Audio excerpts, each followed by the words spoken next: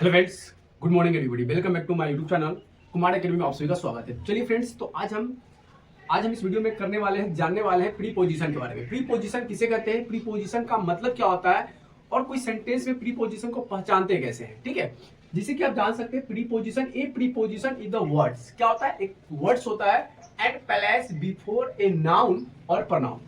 कोई एक ऐसा वर्ड्स जो नाउन और प्रनाउन के पहले और बाद में, आफ्टर बिफोर नाउन यानी कि नाउन हो या कोई प्रोनाउन हो उसके पहले यूज किया जाता है। So it is the relation of the some other words in the sentence. कोई सेंटेंस है, उस सेंटेंस में आपका ये चीज प्रयोग किया जाता है। अब प्रयोग करते हैं, लेकिन क्या होता है, किस किस को हम प्रीपोजिशन बोलेंगे, चलिए जानते हैं। जैसे कि यहाँ पे हम लिखते हैं सम इम्पोर्टेंट। क्या लिखेंगे, सम इम्पोर्टेंस प्रीपोजिशन। क्या होगा, प्रीपोजिशन। क्या होगा, प्रीपोजिशन हो जाएगा मेरा प्रीपोजिशन।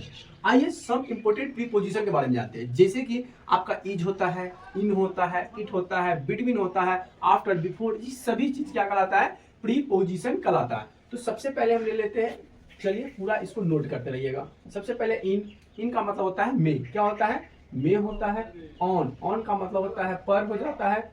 टू का मतलब होता है से।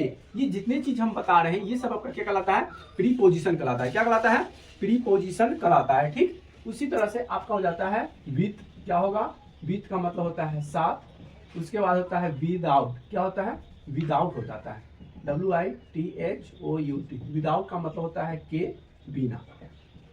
उसी तरह से आपका हो जाएगा बिफोर। बिफोर का मतलब होता है पहले।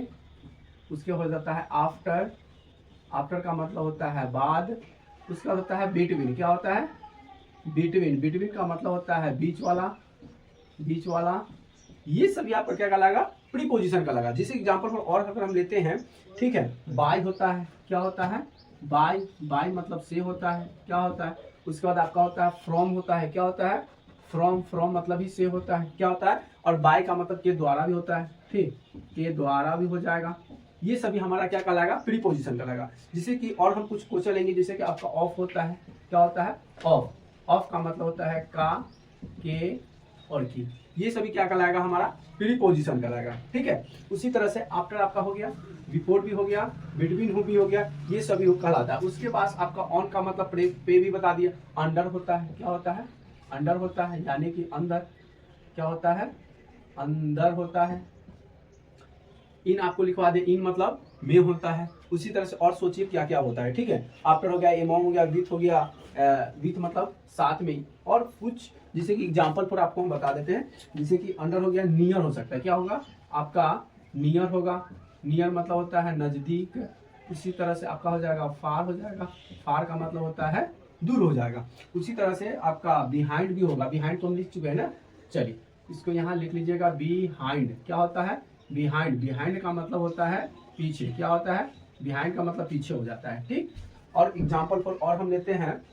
आफ्टर सब तो लिखवा, जो भी हमको लिखवाना था सब लिखवा दिए। ठीक है, फ्रॉम हो गया, एक और लिख लीजिएगा फोर। क्या लिख लीजिएगा, फोर। फोर का मतलब होता है के लिए। क्या होता है, फोर का मतलब के लिए होता है। ये सभी जो सेंटेंस है आपका कहलाता है प्रीपोजिशन कहलाता है। क्या होता है, प्रीपोजिशन। अबाउट लिखे जी, about.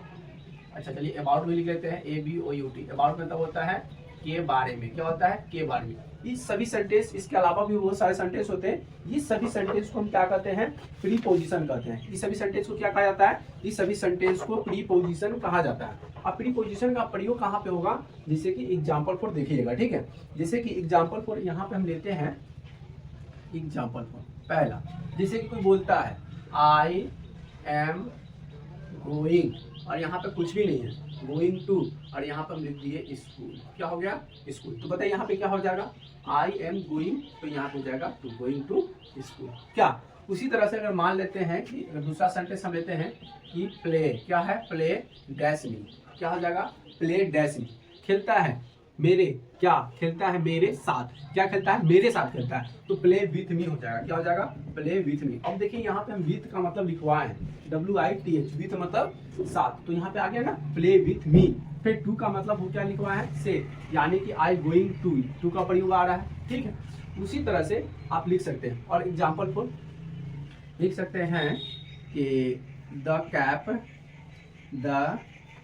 Cap is dash the table, dash the table. तो यहाँ पे क्या आ जाएगा, the cap is dash the table, यानी कि आपका जो कैप है, टोपी है, कहाँ पे है, टेबल के ऊपर होगा कि नीचे, तो यहाँ पे हो जाएगा the cap is dash the table, तो ऑन द टेबल हो जाएगा, क्या हो जाएगा, ऑन द टेबल। समझ में आया। चलिए उस तरह से और क्वेश्चन होता है, जैसे कि मान लेते हैं आपका क्वेश्चन हम ले लेते हैं कि संडे, क्या हो जाएगा, संडे डैश मंडे, क्या हो जाएगा, संडे डैश मंडे। अब यहाँ पे संडे मंडे के बीच में क्या भराएगा, टू होगा, फिर संडे से मंडे हो सकता है, संडे के पहले हो सकता है, तो संडे आपका हो जाएगा बिफोर मंडे, क्या हो जाएगा, संडे बिफोर मंडे, यानी कि यहाँ पे आप ये बोल सकते हैं कि संडे जो होता है मंडे के पहले आता है, संडे जो है मंडे के पहले आता है, तो संडे बिफोर मंडे। इसी तरह का सेंटेंस जो होता है, आप जितना जो हम बताएं ये सभी प्रीपोजिशन कहलाते हैं, क्या कहलाते हैं, प्रीपोजिशन कहलाते हैं। तो इस तरह से आप जितने भी सेंटेंस को आप पढ़ सकते हैं। और प्रीपोजिशन आपका डिफिनेशन याद कर लीजिएगा, यहाँ से ये सब, इन मतलब में, तो मतलब से, ऑन मतलब पर, विथ मतलब साथ, विदाउट मतलब के बिना, बिफोर मतलब पहले, आफ्टर मींस बाद में, बिटवीन मतलब बीच वाला, बाय मतलब होता है के द्वारा, फ्रॉम मतलब से, ऑफ मतलब का के की, अंडर मतलब अंदर होता है, भीतर, नियर मतलब नजदीक, फार मतलब दूर, बिहाइंड मतलब पीछे। और सारा जो है जो भी छूट गया उसको भी नोट कर लीजिएगा, और साथ साथ इसको आप प्रयास कीजिएगा। अबाउट मतलब के बारे में, फॉर मतलब के लिए, ठीक, ये सभी प्रीपोजिशन कराता है। वीडियो अच्छी लगी तो वीडियो को लाइक कमेंट शेयर जरूर कर दीजिएगा।